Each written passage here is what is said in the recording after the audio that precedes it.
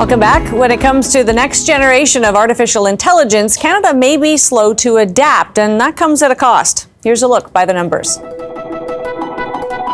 The Canadian Chamber of Commerce says 1 in 7 businesses are already adopting generative AI, generally larger and exporting businesses. At this pace, AI adoption could reach a tipping point in the next 3 to 6 years, and that boosts productivity by 1 to 6% over the coming decade. But the Chamber says that is too slow to keep up with global competitors. Meanwhile, the majority of businesses, or 73%, haven't even considered using AI yet. A separate global survey of public opinion about AI might help explain the lag. Canada, it has only 9% of Canadians that are very favorable of AI. That compares to 16% globally and 43% in India. We also lag at 34% on people who think AI will make the future better. In Kenya and China, that number is 77%. India is at 75%. Slow adoption could be why fewer Canadians are worried AI will replace them at work. Only 9% think that's a real fear, compared to a 15% global average and 35% of Indian workers who see their jobs overtaken by AI.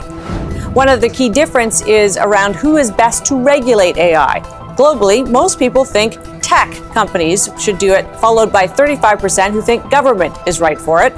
In Canada, 39% think government, 31% prefer private tech firms. But countries that want to adopt AI quickly and tend to have a more positive view, like Indonesia and Kenya, overwhelmingly think tech firms should regulate. As for how quickly we adopt AI, here Canadians are dead last, with 65% preferring a slow and methodical approach. That compares to 41% of Indians who agree.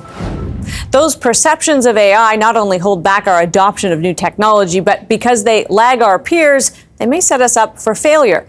Peter Loewen is Executive Director of the Munk School of Global Affairs and Public Policy, which conducted the survey. Thanks for being with us, Peter. Thanks for having me. So really interesting read on kind of global perceptions. Did it surprise you to find that Canadians tend to lag? We're not as excited about AI. We're a little bit more fearful. We think we should move more slowly. No, it didn't surprise me, though it confirmed what I thought. In particular, it confirmed just how far behind we are, and in other countries like us, the United Kingdom, the United States, to a certain degree, Australia, in terms of our kind of our ambition around AI, but also our belief about its capacity to make the future better. And of course, we are concerned about businesses investing in themselves, about productivity, economic turns that add up to a better quality of life for all Canadians. Is AI a place that maybe if we leaned into it more, we could actually leapfrog ourselves into a better situation? Yeah, I should hope so. And I think what we're lacking in this country in particular is a real imagination and an articulation about what AI will do. And it's not about what ChatGPT will do to make writing emails easier. It's about what it does to change finding metal in the ground, to finding new advanced materials, to creating new medical technologies, to delivering government services better. So we haven't had the kind of, I think, sort of ambitious, far-sighted conversation about what all of the revolution that AI is bringing can do to actually improve not only our quality of life, but the quality of our work. Now, in past kind of technical revolutions, and the big one that we benefited from most recently was in the 90s and 2000s, a lot of those innovations came from Silicon Valley and from Europe and from Israel, and we happily adopted them and reaped the benefits. Could AI be the same? We're laggards, but as soon as the right tool is in front of us, we'll adopt it along with everybody else. I think so, though a bit of the degree to which we're going to enjoy the success of AI is going to be our willingness to adopt it early on. So the countries that obviously the more deeply integrate data and integrate all the data that we're creating every day into the kind of decisions that they're making are countries that are going to reap the benefits earlier on. So we may be playing catch up on payments or on open banking, not with the United States, but with Africa and with other parts of the world that have leapfrogged us in terms of how they've adopted other technologies. So that's my concern here, that we actually can't catch up, but we find ourselves not reaping the benefits because we haven't adopted early enough. Interesting. I mean, one of the other things, of course, that really jumps out is there are countries that are really excited about AI, Kenya, for instance, Indonesia, that may move quickly, that think that tech firms are best suited to regulate. We're skeptical in Canada, but we still think government is the right regulator of this technology. How do you think that shakes out, and how will that kind of influence how this develops?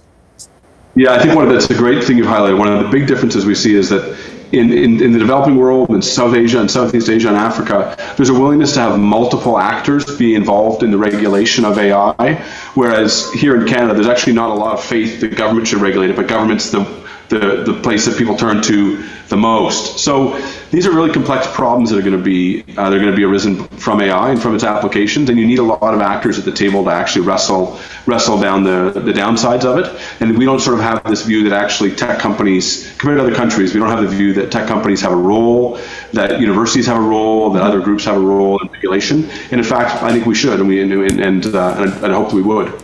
Not a ton of time, but would you hope that people would take the results of this survey to heart, Peter, and say we better do better? We should actually look at AI differently and lean into it in Canada? Yeah, I hope so. I mean, what people should know is that a third of Canadians think that AI is going to lead to a better future, and twice as many people think that in India and in China and in Indonesia. So what is it that they know that we don't? So good to have you, Peter. Appreciate your time. Cheers. Thanks so much, Amanda. Peter Loewen is Executive Director at the Munk School of Global Affairs and Public Policy.